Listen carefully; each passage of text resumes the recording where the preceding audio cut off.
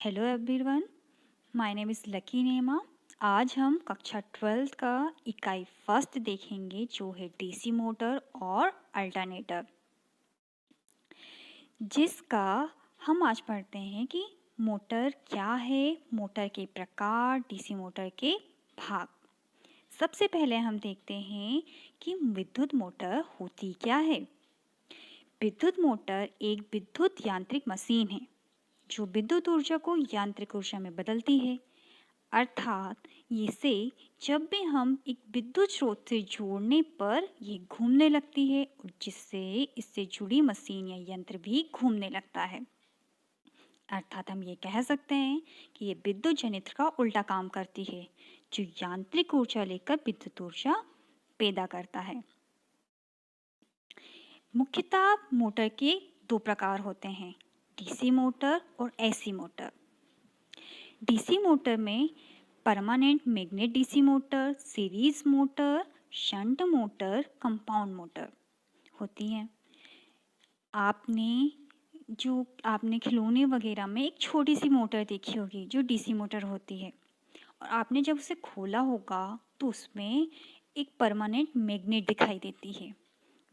इसी मोटर को हम कहते हैं परमानेंट मैग्नेट डीसी मोटर। ये जो परमानेंट मैग्नेट होता है वो छोटी मोटर में ही यूज़ किया जाता है। क्यों? क्योंकि समय के साथ इनका जो चुंबकत्व होता है वो ख़त्म हो जाता है, इसलिए इनका उपयोग बड़ी मोटर में नहीं किया जाता है। इसके लिए उसमें पोल्स बनाकर उनमें बाइंडिंग की जाती है जो चुंबकीय क्षेत्र निर्माण करते हैं। और अगले प्रकार की मोटर होती है एसी मोटर, जो दो प्रकार की होती है, synchronous motor, asynchronous motor. Asynchronous में सिंगल फेस और 3 फेस टाइप की मोटर आती हैं, जिनका उपयोग घरों में किया जाता है, जिनका उपयोग आपने देखा होगा पंखों में, कूलर में, मिक्सर ग्राइंडर में होता है। और अन्य प्रकार की भी कुछ मोटर होती हैं, जैसे stepper motor, universal motor, servo motor, brush रहित डीसी मोटर। इसमें से आपने यूनिवर्सल मोटर का उपयोग घरों में देखा होगा, जो मिक्सी और मिक्सर ग्राइंडर में जो उपयोग होती है उसे यूनिवर्सल मोटर कहा जाता है। डीसी मोटर को ऐसे स्थानों में प्रयोग किया जाता है जहां भी हमें गति नियंत्रण की आवश्यकता हो, इसलिए प्रायः ट्रॉली, विद्युत रेलों तथा उत्पादन तंत्र या लिफ्ट इत्यादि में डीसी मोटर का प्रयोग किया जाता है। ये 100 हॉर्स पावर से कई हजार हॉर्स पावर तक के विभिन्न आकारों में बनाई जा सकती हैं।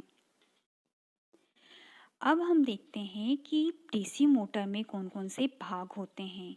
तो जो ये डायग्राम आपको दिखाई दे रहा है, इसमें हम जो ये पहला स्थित भाग दिखाई दे रहा है, जो उसकी बॉडी होती है, इसके अंदर पोल्स होते हैं जिसमें बाइंडिंग की जाती है, जिन्हें फील्ड बाइंडिंग कहते हैं, जो चुंबकीय क्षेत्र का निर्माण करते हैं अंदर। ये पूरा भाग स्टेटर पे आता है क्योंकि ये स्थित होता है। और जो ये आप बाहर भाग देख रहे हैं, ये पूरा कहलाता है आर्मेचर। इसमें armature core, shaft, commutator, brush, armature binding, ये सारे भाग इस पे होते हैं, जिनको हम आगे डिटेल में पढ़ेंगे। आगे है डीसी मोटर के भाग। कौन कौन से मुख्य भाग होते हैं? पहला स्टेटर, रोटर, बाइंडिंग, कम्यूटेटर। तो सबसे पहले हम देखते हैं कि स्टेटर क्या होता है। स्टेटर, जैसा अभी मैंने आपको बताया था डायग्राम में देख के, कि मोटर का जो बाहरी भाग होता है जिसे स्टेटर कहते हैं, यह मोटर का स्थित भाग होता है तथा दो या अधिक चुंबकीय पोल होते हैं। जिसे आप पहले डायग्राम में देख सकते हैं, ये पोल का एक प्रकार है जिसे शू टाइप पोल कहते हैं, और एक और टाइप होता है मोल्डेड टाइप। ये चुंबकीय क्षेत्र उत्पन्न करता है। जो ये हमारे पोल्स होते हैं, ये हमारे जो स्टेटर होता है, जो बॉडी होता है, उसके अंदर बोल्ट की सहायता से फिक्स कर दिए जाते हैं, जिसमें ही हमारी तांबे के तारों से बाइंडिंग की जाती है जो चुंबकीय क्षेत्र उत्पन्न करती हैं। अगला इसका मुख्य भाग होता है रोटर। मोटर का जो आंतरिक भाग घूमता है वो रोटर कहलाता है, जिसे हम आर्मेचर भी कहते हैं। इसमें आर्मेचर बाइंडिंग से बना होता है जो कम्यूटेटर के माध्यम से बाहरी सर्किट से जुड़ा होता है, और स्टेटर के समान ही रोटर भी फेरोमैग्नेटिक पदार्थ से बना हुआ होता है। डायग्राम में आप देख सकते हैं कि जो ये पूरा भाग है आर्मेचर कहलाता है। इसमें जो शाफ्ट है इसके ऊपर हमारा लेमिनेटेड पूरा कोर है जो पूरा का पूरा भाग घूमता है। इसी हमारे जो आर्मेचर का पार्ट है वो होता है लेमिनेटेड कोर। इसे हम आर्मेचर कहते हैं। ये गोलाकार होता है जिसमें सिलिकॉन की पतली पतली पत्तियां होती हैं, जैसे आप ये देख सकते हैं, जिसमें स्लॉट्स कटे हैं, और इसी तरह की कई पत्तियां आपस पे इंसुलेटेड होती हैं और इन्हें आपस में जोड़ दिया जाता है। तो ये पूरा गोलाकार होती हैं जिनमें स्लॉटें कटी हुई होती हैं और इसमें होल्स बने हुए होते हैं जिसे वायु छिद्र कहते हैं, और इन्हीं स्लॉट्स में बाइंडिंग की जाती है। अगला जो आता है लेमिनेटेड के बाद बाइंडिंग। तो बाइंडिंग दो प्रकार की होती हैं। बाइंडिंग में क्या होता है, इसमें तांबे से बने कॉइल्स को सीरीज या समानांतर कनेक्शंस होते हैं। एक होती है आर्मेचर बाइंडिंग और होती है फील्ड बाइंडिंग। सबसे पहले हम देखते हैं कि आर्मेचर बाइंडिंग क्या होती है। आर्मेचर बाइंडिंग हमने लेमिनेटेड कोर देखा था, उसमें जो तांबे के तार होते हैं वो सीरीज या समानांतर क्रम में जोड़े जाते हैं। हम कह सकते हैं दो प्रकार से, ठीक है। तो जो दो प्रकार हैं वो कौन कौन से हैं, लेप बाइंडिंग और वेव बाइंडिंग। लेप बाइंडिंग में जो तांबे के तार होते हैं वो ओवरलैप होते हैं, अर्थात समानांतर क्रम में होते हैं। तो यहाँ पे हमारे जो कॉपर के वायर होते हैं वो समानांतर क्रम में जुड़े हुए होते हैं। और दूसरी होती है वेव बाइंडिंग, जिसमें जो हमारे कॉपर के वायर होते हैं, तांबे के तार होते हैं, वो सीरीज क्रम में जुड़े हुए होते हैं।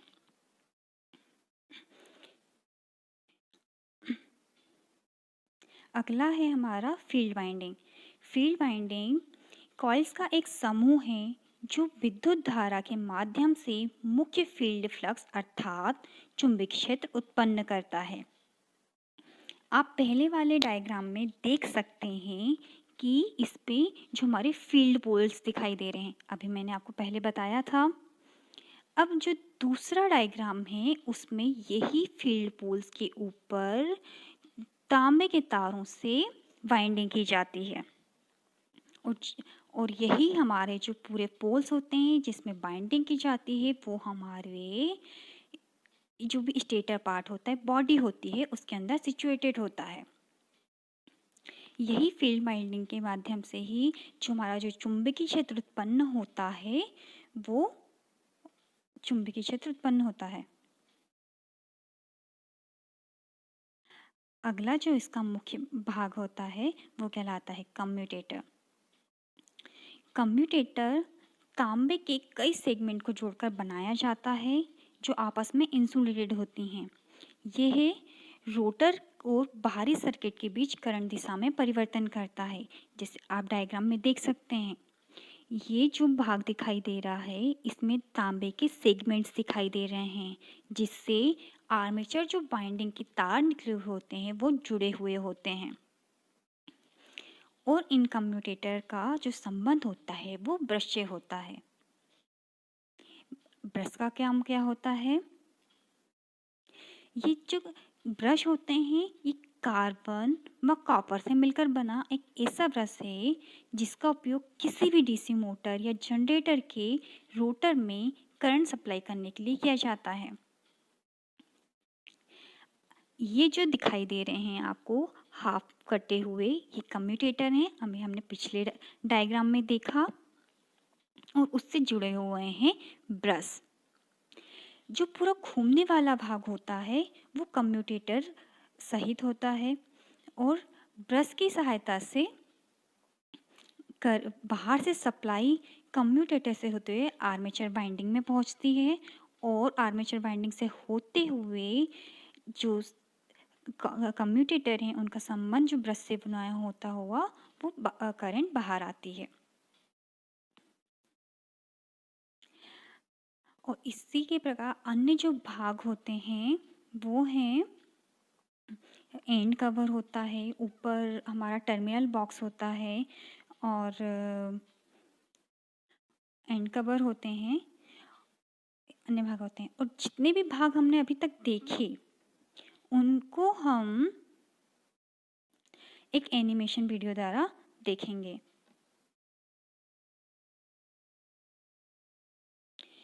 जो भी हमने अभी भाग देखे उन्हें हम एनिमेटेड वीडियो में देख रहे हैं।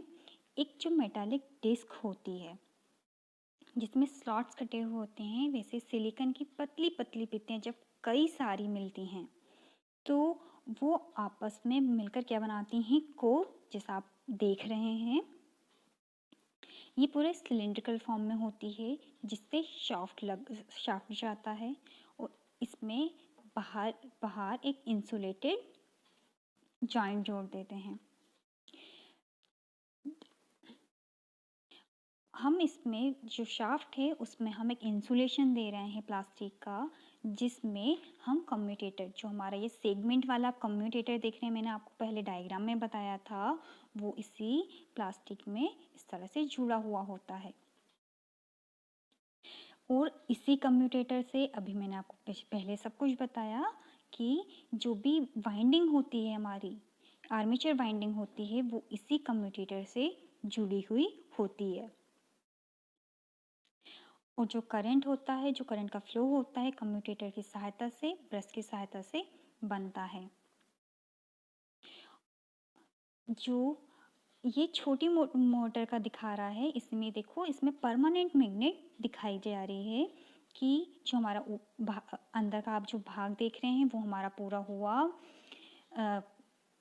आर्मेचर और उसके ऊपर हो परमानेंट मैग्नेट जो चुंबकीय क्षेत्र उत्पन्न करेंगी। उसके बाहर यह कवर, बाहरी कवर, जिससे जो स्टेटर भाग होता है जिसके अंदर हमारा, यहाँ से आप देखेंगे तो चुंबकीय भाग दिखा, और ये हमारा एंड कवर है जिसमें से बेक कवर, अब जिसमें से ब्रश होल्डर है जिसमें से ब्रश आएंगे, जिसका कनेक्शन हमारा सीधे कम्यूटेटर से बनेगा।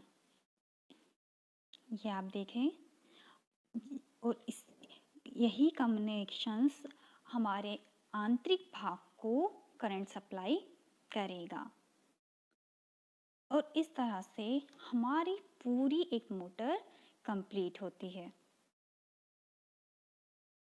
Thank you.